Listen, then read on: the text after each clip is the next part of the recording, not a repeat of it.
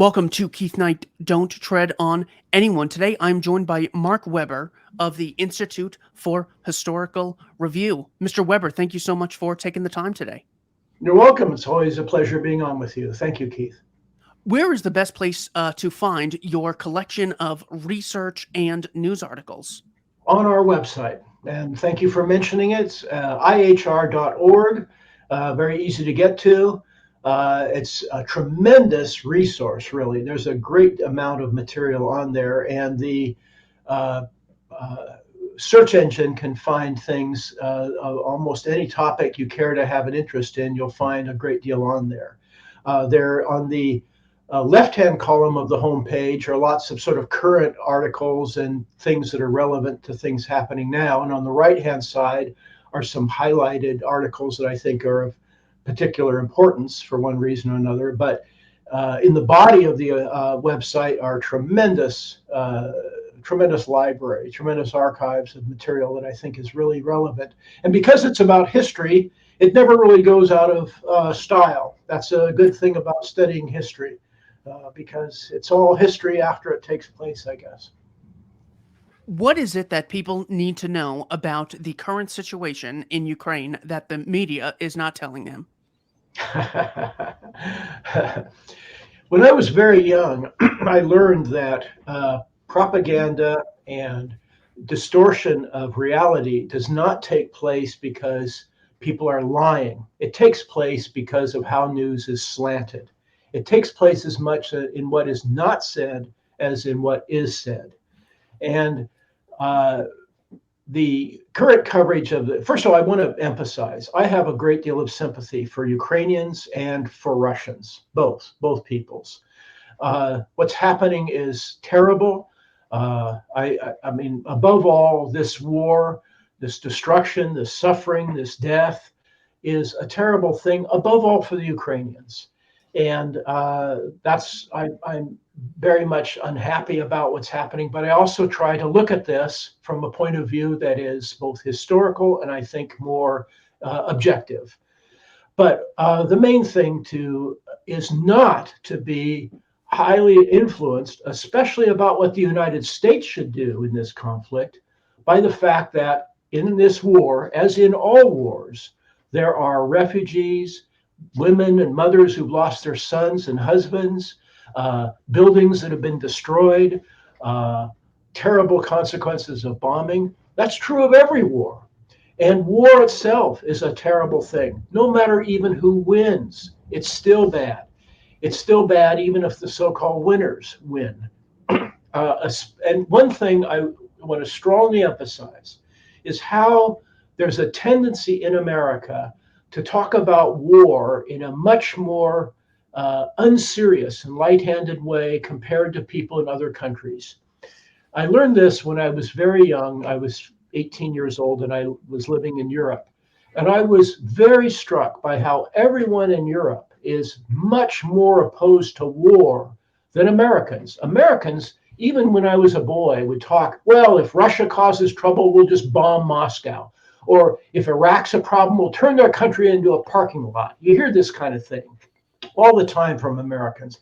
And that's because wars do not affect us in the way they affect other people.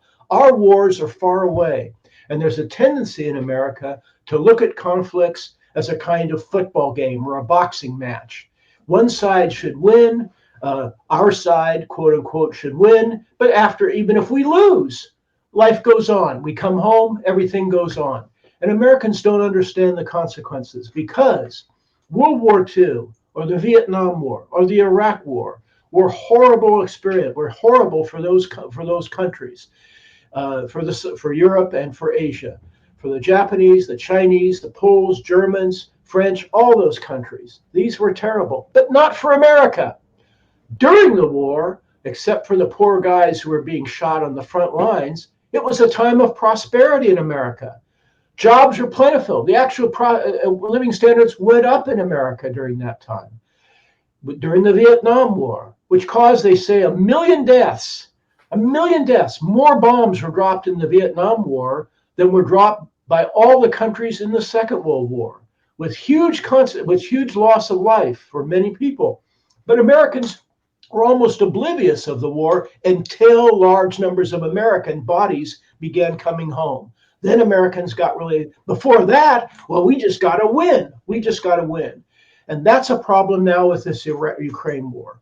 There's a big tendency in the American media and by politicians to look at this as a boxing match, as a football game. And our side, that is the Ukrainians, should win, and they're going to beat the Russians, or they should beat the Russians.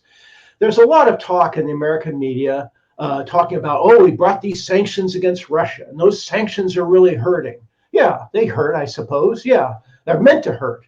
But the really people that are suffering are the Ukrainians.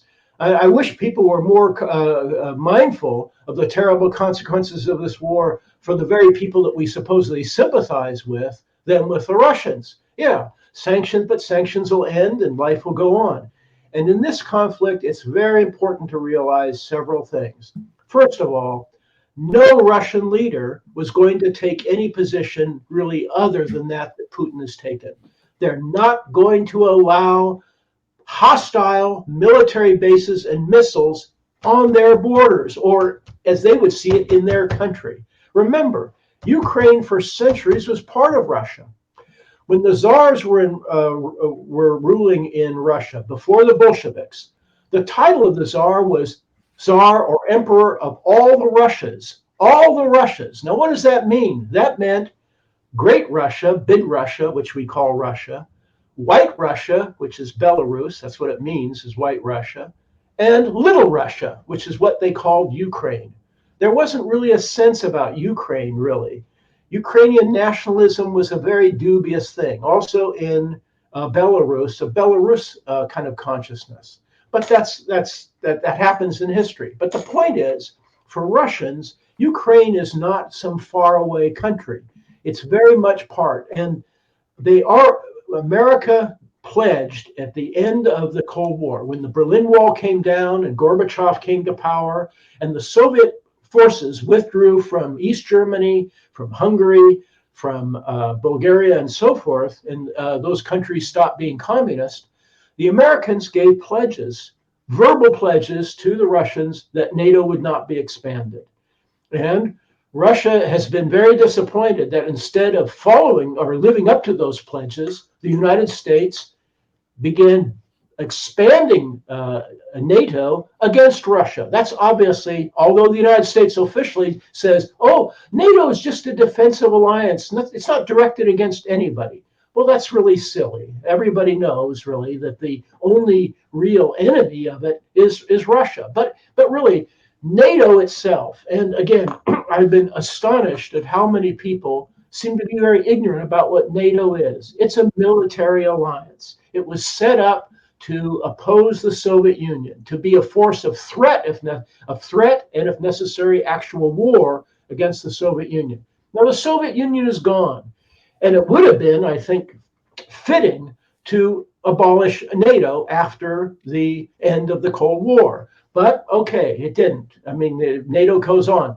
Now, there's a lot of problems with NATO. NATO, because it's controlled by the United States, the Germans and the British even sent their troops as NATO troops to Afghanistan. Now, nobody in Britain or Germany wants any of their troops in Afghanistan. Nobody can even conceive of any reasonable good reason why German and British troops should be in Afghanistan. They're only there because the Americans wanted them there.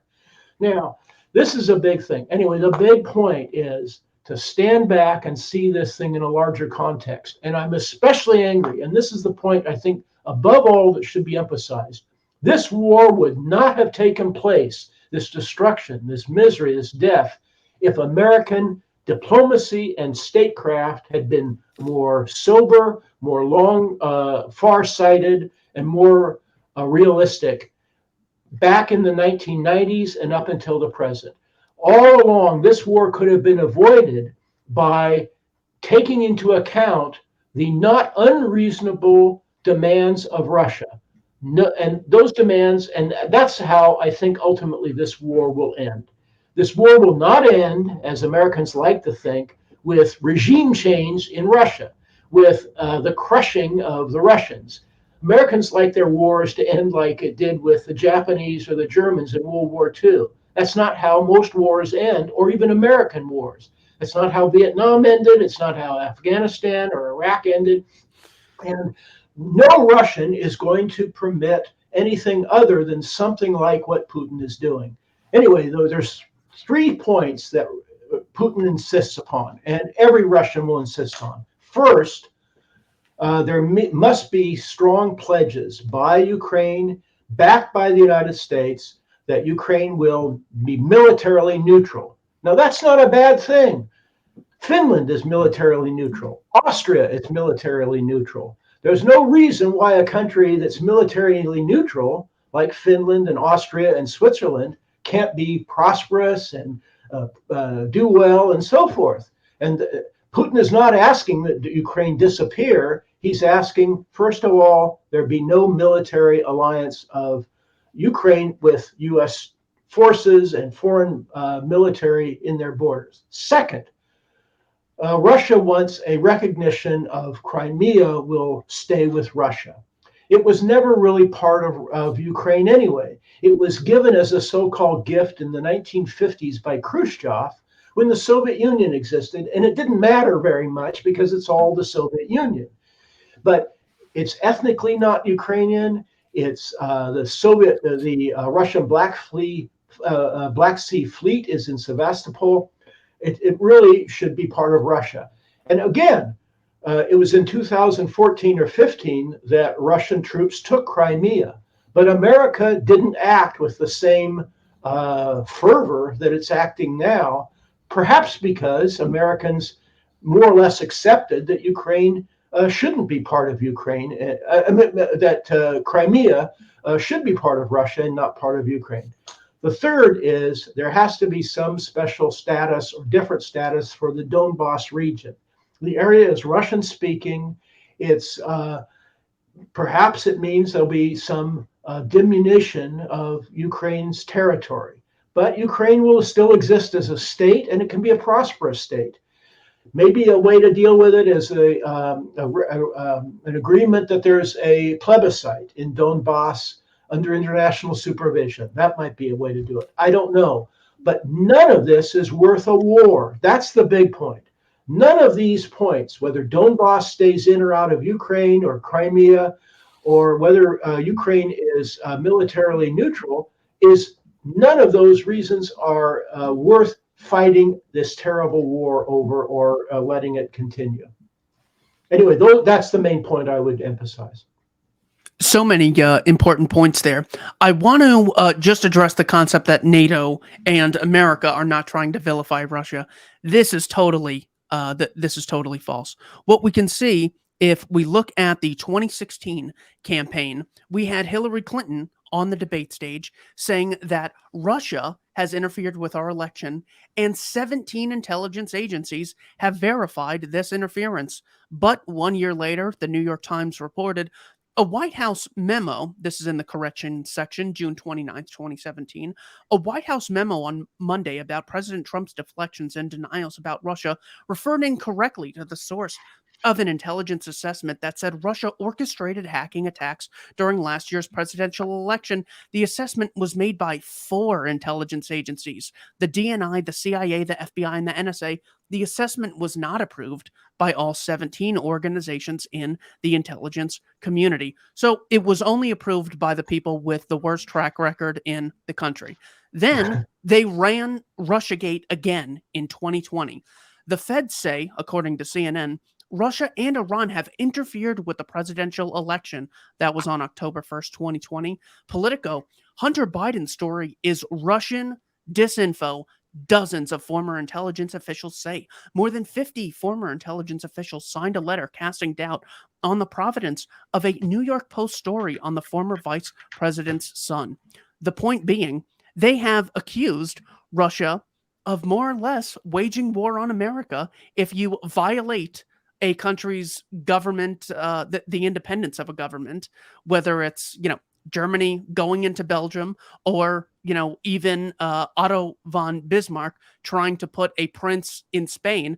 Well, then the French took that as an aggressive action. So they're saying that more or less Putin is sort of controlling the American government. So it's not something far away. It's a threat to us. So they vilify him for 4 years. Then they surround the country with a NATO alliance.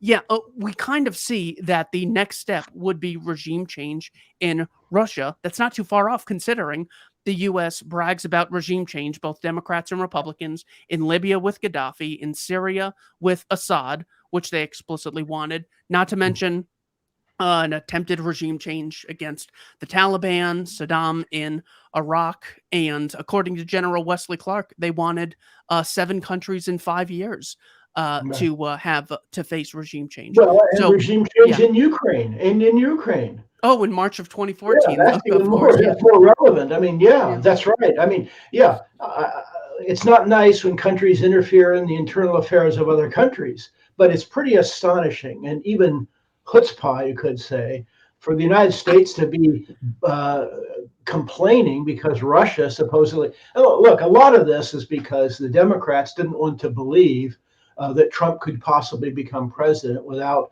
some foreign involvement. Look, and this so-called involvement, it's all kind of silly. It doesn't really affect, I think, very much about the outcome of these elections. It's more amazing that Trump was elected, considering how the American media was so hostile to him just across the board. But that's neither here nor there. That's another matter. Or how Facebook and Twitter change their algorithms. Anyway, all that is a thing for another time. But you were bringing it up in the context of NATO, and I was a little surprised because you didn't relate it really to NATO exactly. But the point is about NATO. You know, there's a U.S. military base in Poland, and for years, when the United States is asked, why is that military base in Poland? Who's it defending against? The United States officially would say it's there because of a threat from Iran. Well, of course, nobody believes it. It's crazy.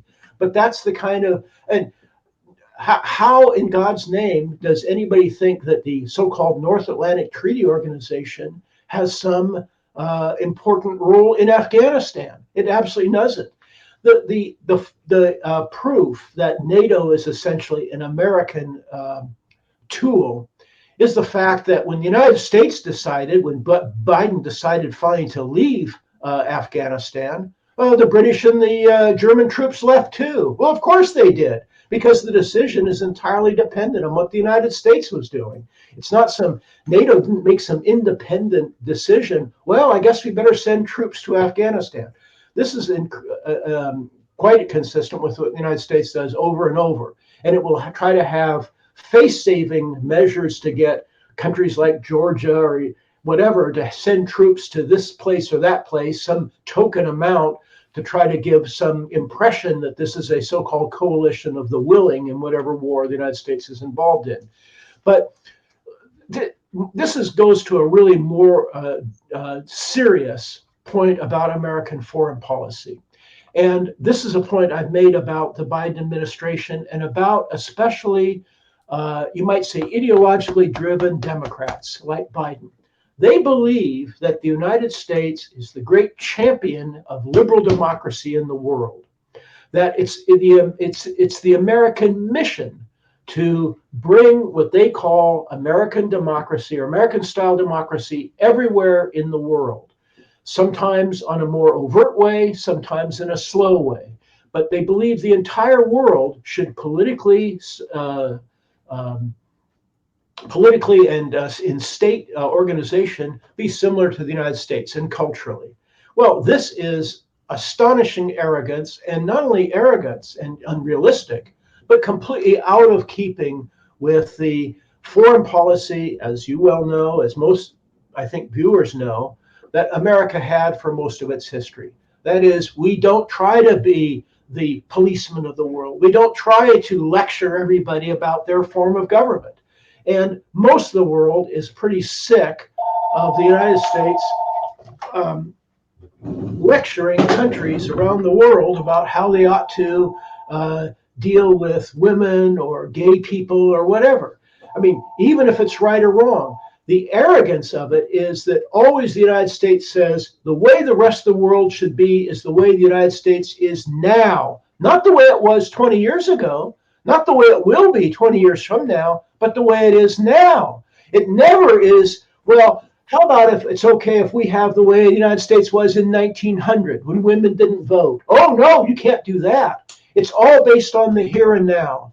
It's like a child who thinks that whatever opinion he holds now is the right one, even if there's a record of this person changing his view about all these things. But this is very, very typical of modern day America, which forgets that the United States didn't give a darn about Ukraine until recent years anyway. And Putin has made the point over and over. He would like relations with the United States to be similar to what they were during World War II. Now, that's a big, that raises questions about America's role in the war. But he remembers when the United States and the Soviet Union were allies in World War II. And during that conflict, no American would think of bringing up what the people in Ukraine wanted or didn't want. Nobody in America cared, really, even about the countries that were being taken over by the Soviet Union as their armies went westward in 1944 and 45. And Putin has made, and in fact, Russian law even puts into law, they want history to be looked at in the way, Second World War to be looked at from the point of view of the International Military Tribunal at Nuremberg. Well, the International Tribunal at Nuremberg viewed that Russia was guilty of nothing wrong. They did everything right. And the Nuremberg Tribunal took the view that whatever the Americans, the British, the French, or the Russians did is not even up for discussion. Not even up for discussion. That's what Putin would like. Now, of course, that's not only unfair, unjust, and historically ridiculous, but if Putin's view is right and America's present-day position is wrong, then our whole view of the Second World War needs to be reevaluated, and even the Nuremberg trials, because the Nuremberg trials were entirely one-sided. But anyway, that's another matter. And Putin is trying to say over and over, we're against fascism. Now, what do they mean by that? You know, they say that people may disagree about who the good guys are in politics, but everybody agrees the bad guy is Hitler. If he's like Hitler, he's bad. It was already in 2016 that Hillary Clinton said that Putin is like Hitler. Well, in the American context, that is so emotional, that is so emotive, that the implication is whoever is like Hitler ought to be killed right away. We shouldn't even hesitate. Don't even sit back for a moment, because if he or she, I guess, is like Hitler, well, there's only one answer: death. That's the only answer that's going to be acceptable. But of course, everybody now uses these kinds of comparisons, and they're highly emotional and very, very destructive to any kind of reasoned and objective or reality-based statecraft. Yeah, one of the points that Arthur Ponsonby would make in his book, published in 1928. Do you remember the name of that book about the First World War? I shouldn't have mentioned it if I can't even remember. Yeah, we even published an edition of it. Gosh, okay. It's about propaganda in the First World War. Falsehood in Wartime, it's called. Falsehood in Wartime. Thank you. Yeah. How did I remember the year but not the title? I don't know. Yeah. And you remember the author too. That's good. Yeah. But So, he was a member of parliament. He was a leading important person, but he was very concerned about war. And he kept on saying, what was it worth? After all was finished, was it really worth the death and destruction and that the war brought? And he would say no. But anyway, the book is a very thin volume, but it's a very good volume, pointing out how the public was buffaloed, as we say, was very, very highly driven by these emotional propaganda. And we're seeing that right now in Ukraine. That was a point I made earlier. Every major news network has their own correspondents now in Ukraine, and they do interviews with women and children and refugees. This is very emotional, of course. And everybody naturally has a lot of sympathy. But we never got during the Vietnam War any stories from North Vietnam about the effects of bombing or the effects of American military action and the people who were the victims of those actions. And we never got that in Iraq. When America invaded Iraq in 2003, there was only one single Western correspondent in the American media in Baghdad. That was Peter, was from CNN. He was a British or Australian. Peter Arnett? Peter Arnett, right. And he was only a person there. He wasn't on the street interviewing people saying, well, your house is gone. How do you feel about that? And your son's dead, and with a lot of emotion. There was only Peter Arnett was the only correspondent, because the American media and with the of course the American government, with the connivance and support of the American media, made very sure that the American public didn't see the impact of these wars. A war of choice, by the way, by the United States, a war based on lies. But much of the reason I think that the Ukraine war has such unanimity from the American media and from American politicians is because we can feel we're the good guys in a conflict that's much more, that's not as dubious as Iraq or Afghanistan or Vietnam. I think it also matters that they're white people. So people are much more sympathetic and much more able to relate to that than they are to people in Asia or in Middle East. That's another factor. Now, I understand that, but that should not be the criteria for U.S. foreign policy. America's action shouldn't be based on how sympathetic this nation or that nation might be. And you're very familiar, of course, many people are familiar with the famous quote by John Quincy Adams, who said, America wishes well of all nations, but it doesn't go abroad in search of monsters to destroy. And right now, America is on a tear about trying to destroy Russia and Putin's Russia. It's very, very high, and it's not going to happen. There's not going to be a regime change in Russia. I've seen this over and over. I remember I was doing interviews for some Middle East television back when Obama was president and insisting that Bashar al-Assad had to leave the presidential palace in Damascus. And I said, even then, long after Barack Obama is out of the White House, Bashar al-Assad will still be in the presidential palace in Damascus. And indeed he is. But Americans have very short memories. They don't really care, really, if American actions America is guilty of the very things that we get very indignant about when other countries do them. If we interfere in foreign elections, if we invade other countries, if we violate international agreements, or if our media even lies to us. Even in Britain, it's a healthy thing that most British hold Tony Blair in contempt for his involvement in getting Britain to go along with the United States in the Iraq invasion of 2003. He's held in contempt. And he should be, because he went along and he was lying. His own attorney general or whatever, high-ranking people told him, look, you're just trying to make the case fit the evidence. You're not making the evidence. You're making, you've already decided what you're going to do. You just want to find evidence to try to justify a policy. You're already deciding on it because you're going with the United States.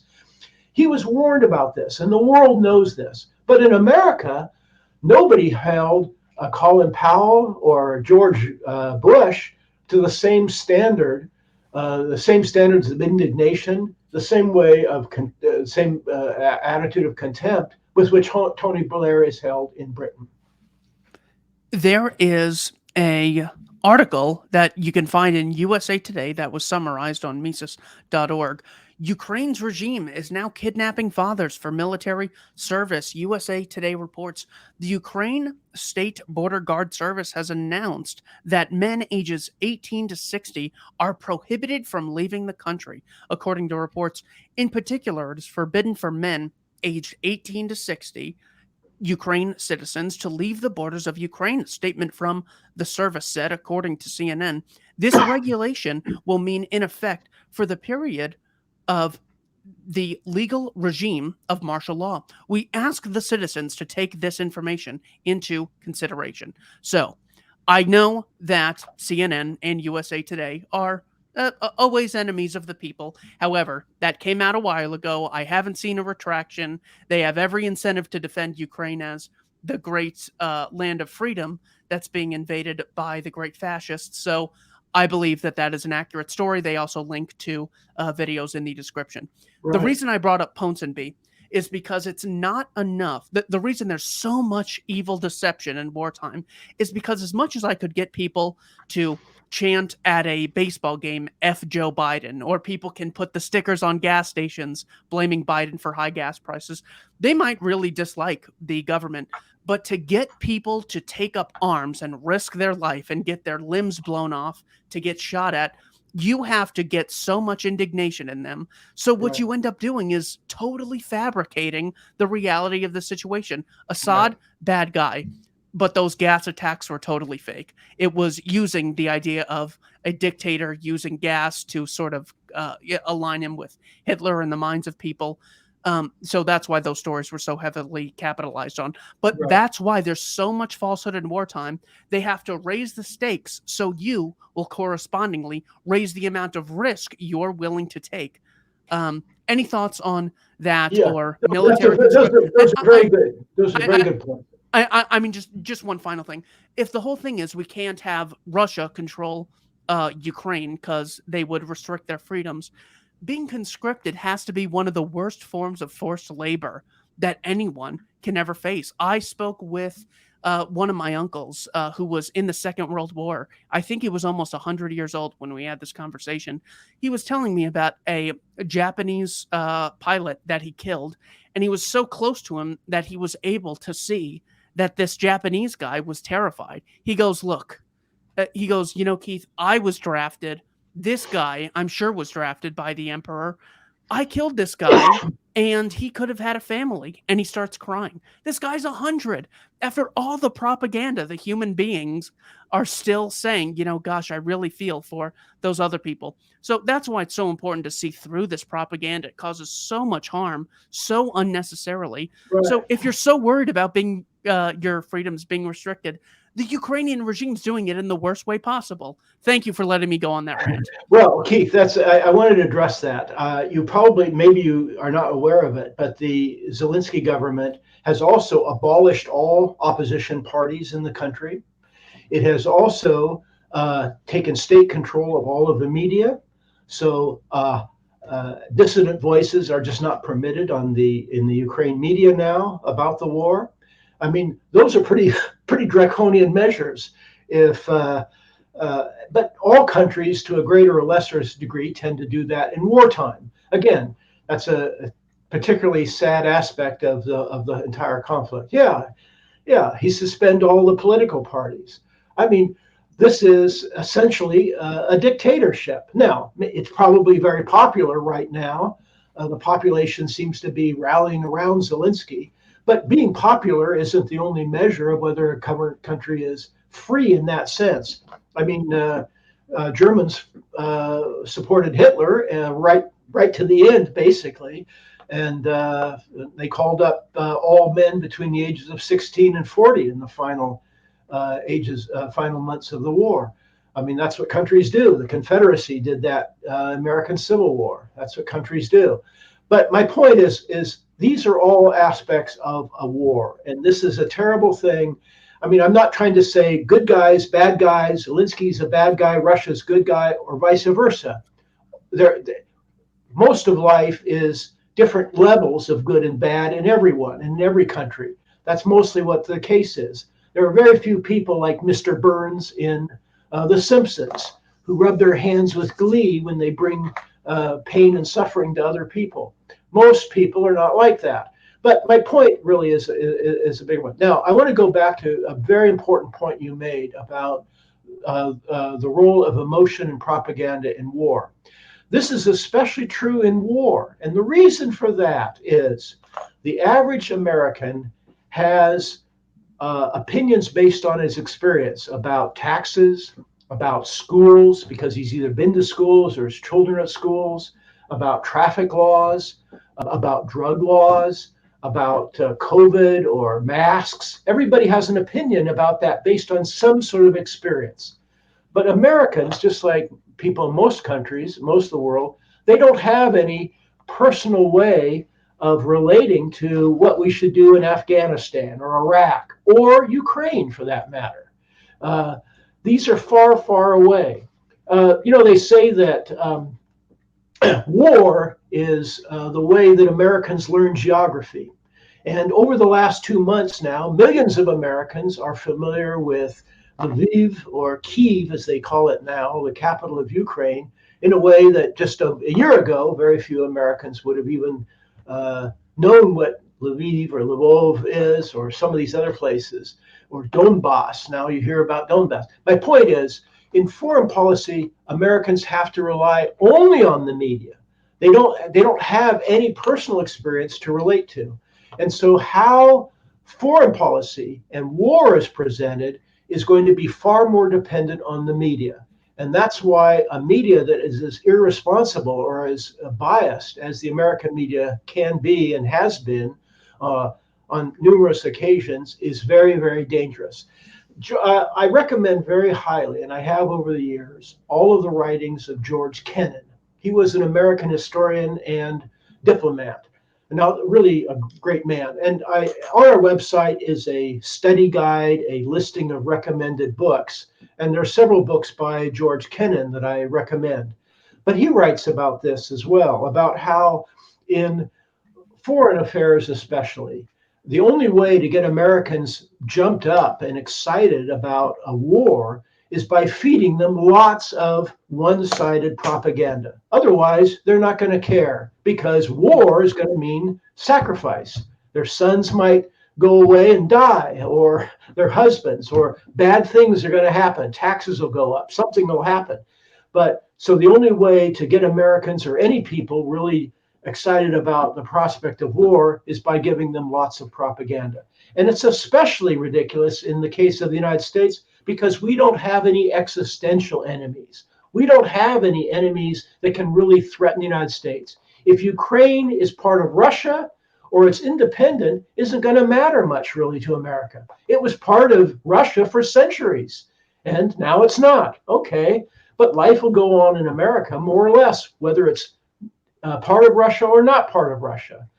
Same thing is all these other things, whether Vietnam is independent or is an American satrapy or puppet state. It's not going to matter really in the long run. Life will go on. And the same thing is true of the Middle East. America has these huge emotional interest in the Middle East. And really, whether Saudi Arabia or Israel or these countries have this regime or that regime isn't going to really matter very much to Americans, because we've got two big friends, the Atlantic and Pacific Ocean, that keep wars far away from our borders. And we have all of the resources basically that we need right here in this country to have a good life. And so these wars around the world are especially ridiculous. And that's why I get back again. I'm more worried about Biden and people like him, Hillary Clinton, or Madeleine Albright, who just recently died, who seem to think that we're on a big mission to make over the world like the United States. Now, this is especially absurd because the United States is less and less a model even for Americans here in our own country. Nobody around the world says, oh, I want our cities to look like Chicago or Detroit or Los Angeles. Nobody around the world says, boy, if we could have a political system like America so that we could get a Biden or a Trump as president. Almost nobody in the world thinks that. They think the American political system, the American economic system, the American social system is very defective. There's big problems. And I wish the leaders who are willing to get so emotional about Ukraine would turn some of that concern to problems that we have right here in our country. Excellent points. So for those who are a little unfamiliar, George Kennan is the father of what's known as the containment policy. He wrote an article titled Sources of Soviet Conduct. He wrote this anonymously in the Council on Foreign Relations, Foreign Affairs publication. And this more or less was the ideological justification behind the interventions in Korea, in Vietnam, in Grenada, in, I believe, Nicaragua, Angola, Afghanistan in the 1980s. So this is someone who is held in very high esteem. Here's what George Kennan said in 1997 to the New York Times. Expanding NATO would be the most fateful error of American policy in the entire post-Cold War era. Such a decision may be expected to inflame the nationalistic, anti-Western, and militaristic tendencies in Russian opinion, to have an adverse effect on the development of Russian democracy, to restore the atmosphere of the Cold War to East-West relations, and to impel Russian foreign policy in directions decidedly not to our liking. Are you amazed that people in high places even knew that this could happen, and it still did, and they still kept expanding NATO? No, I'm not, because just the last few years have shown that in the American media and in our politics, we continue to give a forum and a voice to people who have been so spectacularly wrong in the past. Yeah. And they're still treated as examples of insight and wisdom about foreign policy today. The same people who were so wrong about Iraq and that disastrous war are still held up as, well, we have to pay attention to these wise voices. Some of these people seem to, there's no war they don't want. There's no war that isn't good. This is crazy. But no, so I'm not surprised. And I emphasize George Kennan because he was a very wise person. But I will say this, it's not quite true what you said. He wrote a policy about containment, but he was absolutely against the Vietnam War. He felt the Vietnam War was a big mistake. He believed that containment was especially pertinent in Europe, not in the third world. But more than that, he wrote this famous long letter when he was at the US Embassy in Moscow. And this was in 1946 or 47. And Stalin had made a speech in which he said, well, World War II took place because capitalists fight each other, and capitalist states are like that. And this caused enormous confusion in America because Americans like to believe, like Franklin Roosevelt and even Harry Truman, that the Soviet Union is a great partner for a new world order that we're building. Franklin Roosevelt and the American media were pro-Soviet during the war. I know it's hard to believe, but that was the reality. And when Stalin made this speech, it seemed to say, in effect, that we Russians, or we Soviets, we don't really trust America either. And at the State Department, they were all confused. They didn't, well, how is that possible? I thought we were friends. Well, Stalin is smarter than that. He's not a fool.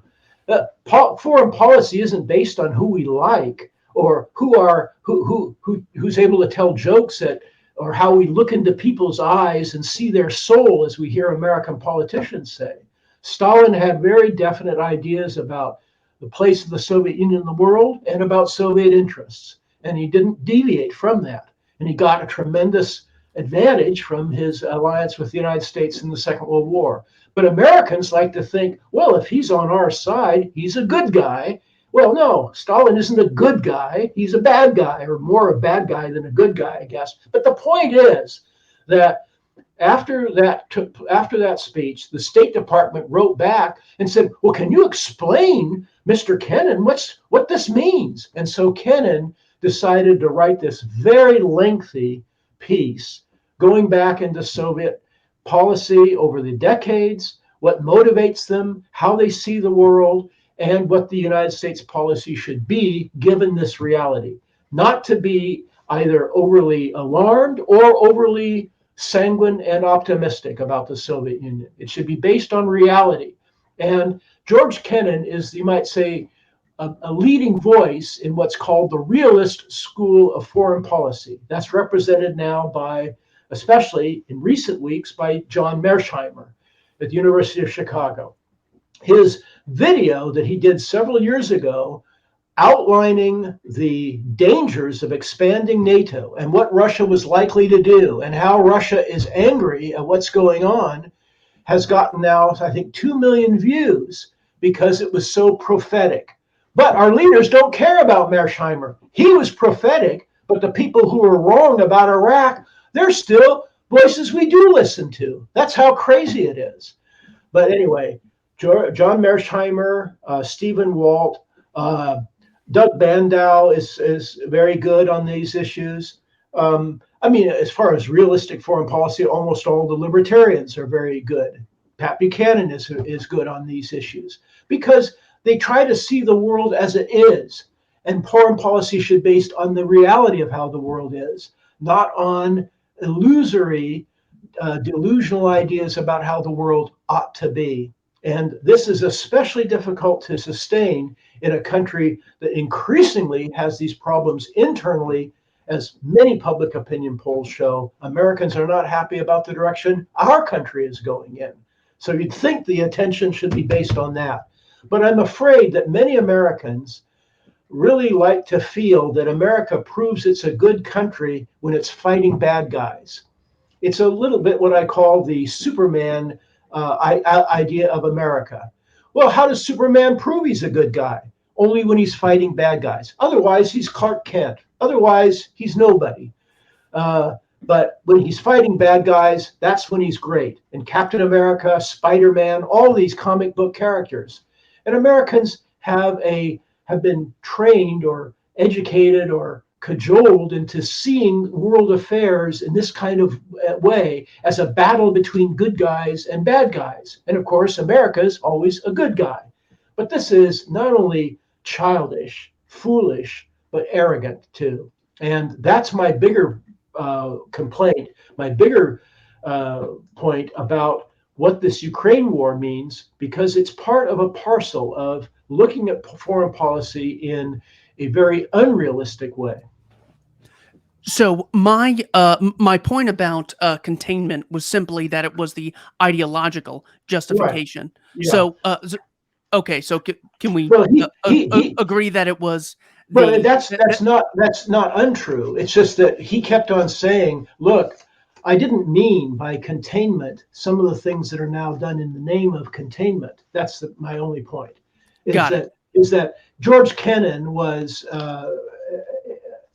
consistently very, very realistic. He was a man. I mean, George Kennan was a remarkable man. He was at the U.S. Embassy in Berlin in 1939, 1941, 40.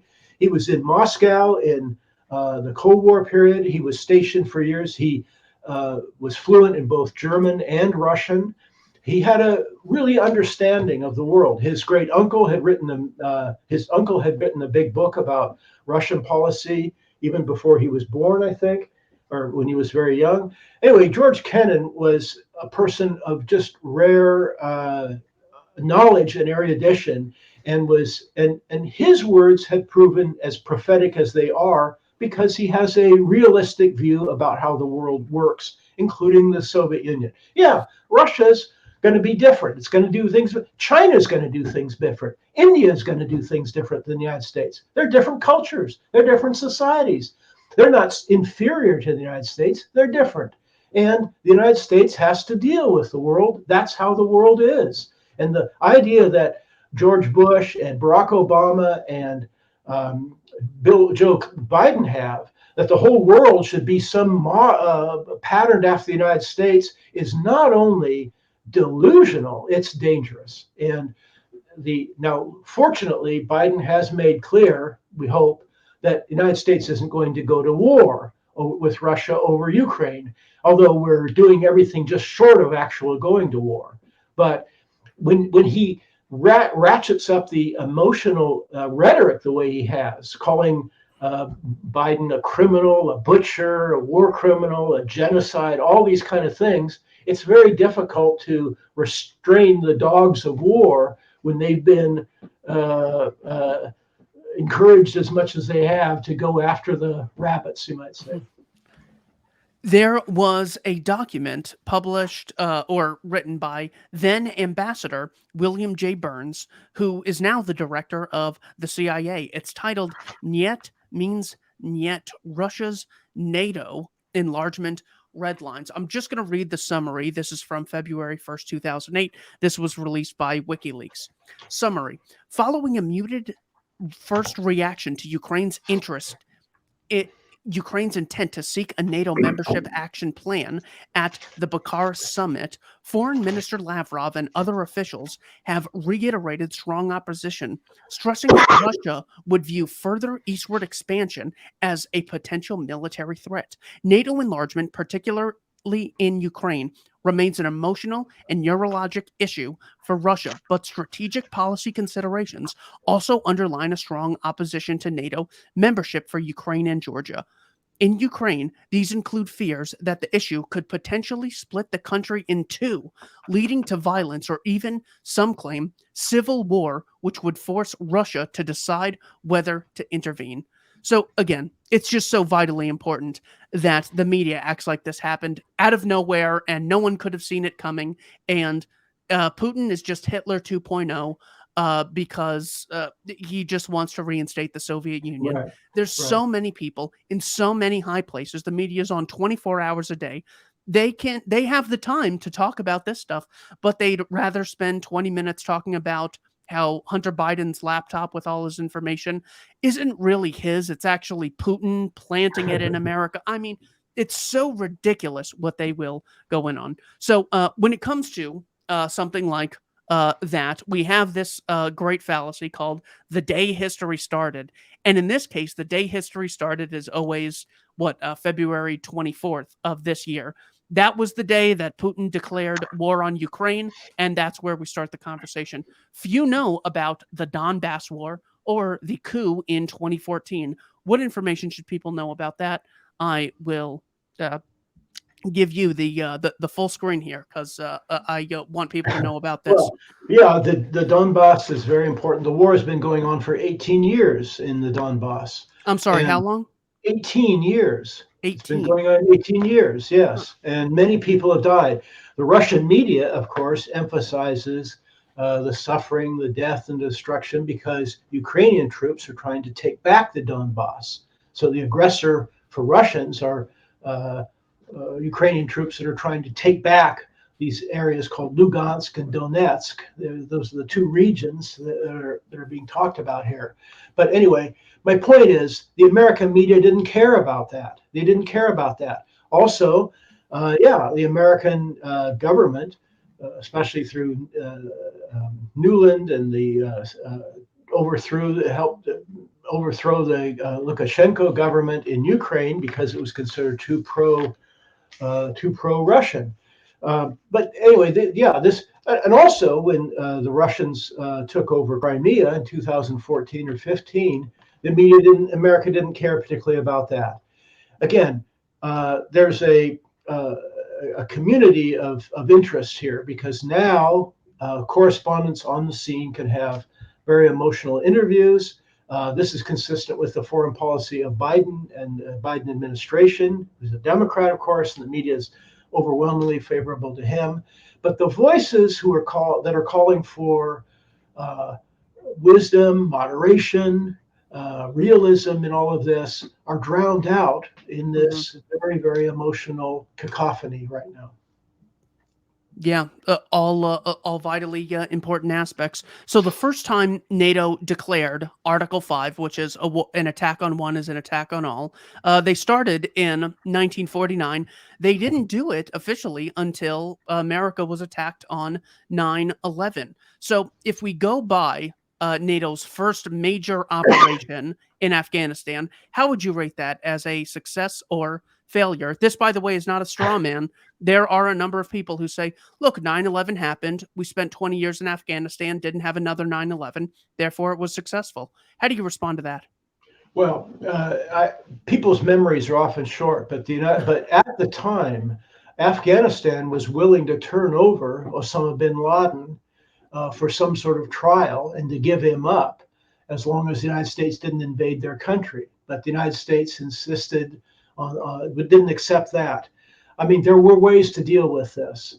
But see, America always, because 9/11 happened here in the United States, Americans reacted very, very strongly to that, because since the Civil War, we haven't had any military action on our soil until the 9/11 attack.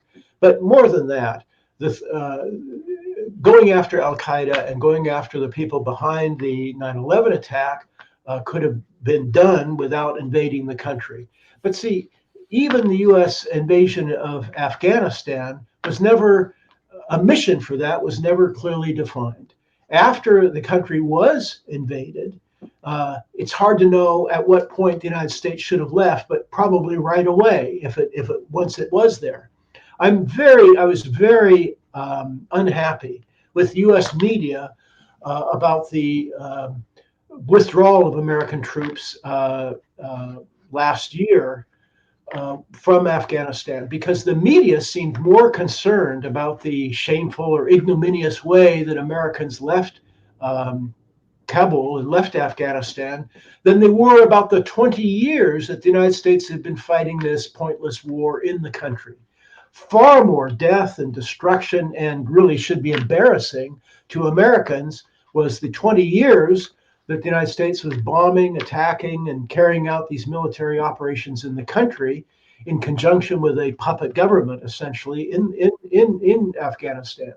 But the American media reacts very much to visual images, and the visual images of the United States leaving were so potent or so powerful that American public responded so much to that. But the basic point is, yes, we should never have been in Afghanistan.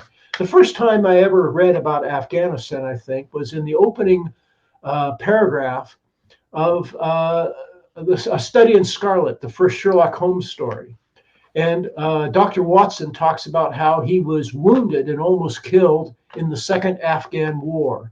And even as a boy, I thought to myself, what's Mr. Watson doing in Afghanistan getting shot? Why is he even there?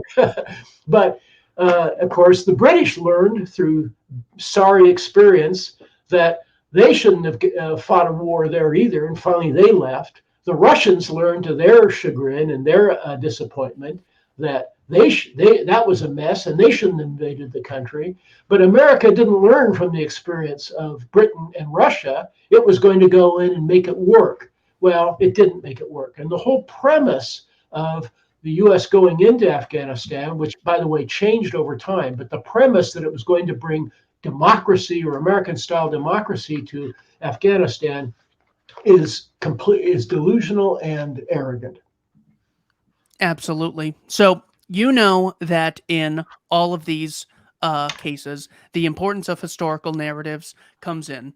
So anyone who opposes a war, well, obviously you're an idiot like Neville Chamberlain. If you want to sacrifice, you're a great man like Winston Churchill. It's almost impossible to go a day without hearing a Second World War reference. So I just want to channel the wisdom briefly of a gentleman who you and I have a great deal of respect for. This is from, I forget where I originally found this, but this is a quote from Pat Buchanan in an article he wrote. He says here that on September 1st, 1939, 70 years ago, the German army crossed the Polish frontier. On September 3rd, Britain declared war. 6 years later, 50 million Christians and Jews had perished. Britain was broken and bankrupt. Germany a smoldering ruin.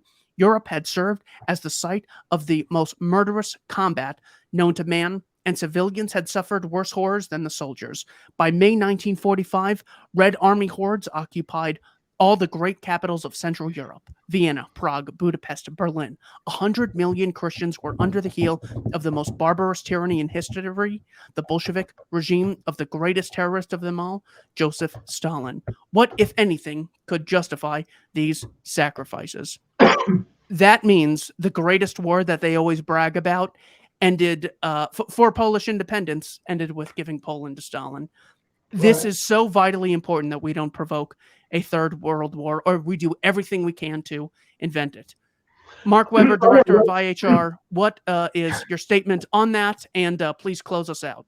Well, on our website is a lengthy essay by Murray Rothbard that makes this very point in different words. He makes the point that when Americans are discussing any new war that we're involved in, the answer that people who are justifying whatever war it is always bring up is, well, what about Hitler? What about Britain? What about 1939? We've got to be like that. And as Murray Rothbard says, that's considered the good war. But as Murray Rothbard also points out, it wasn't such a good war for a lot of reasons. And I recommend that issue. That article's on the homepage of our website. But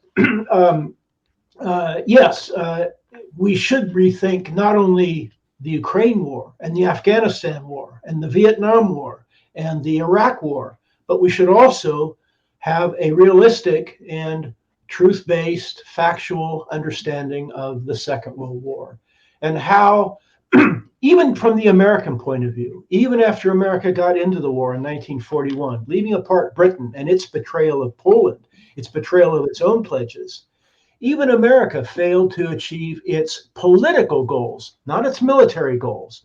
It crushed Germany and Japan, but America wasn't fighting, it said, to crush Germany and Japan.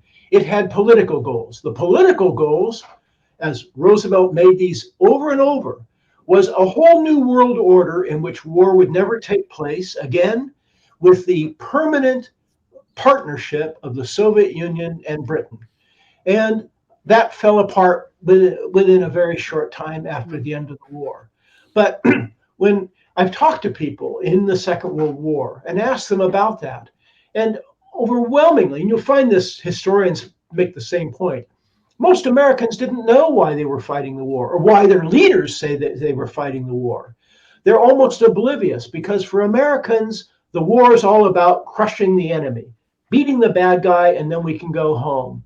But that's not what we were fighting for. Either we said we were fighting for in Afghanistan, Iraq, and so forth, beyond just crushing the enemy. Another thing, a very important point too, about 1939, is that no war, with the very few exceptions, maybe Grenada, the U.S. invasion of Grenada, almost no war works out the way anybody expects at the beginning. That was true of the American Civil War. It was true of the First World War. It was true of the Second World War.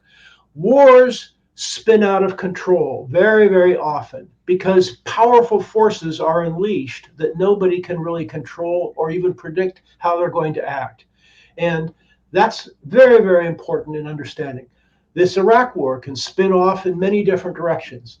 And it's one of the reasons why, for all his faults, and they are many, Donald Trump seemed to understand that war was going to be bad for his administration and him, and he stayed out of war even when he was very tempted to launch a war against Iran at one point. But that's why I'm more worried about the Biden and Hillary Clinton, Biden sort of school of foreign policy, which sees the United States as fighting wars always in the spirit of Winston Churchill in 1940 in Britain. The website is ihr.org. Mr. Weber, thank you so much for your time, sir. Thank you for having me.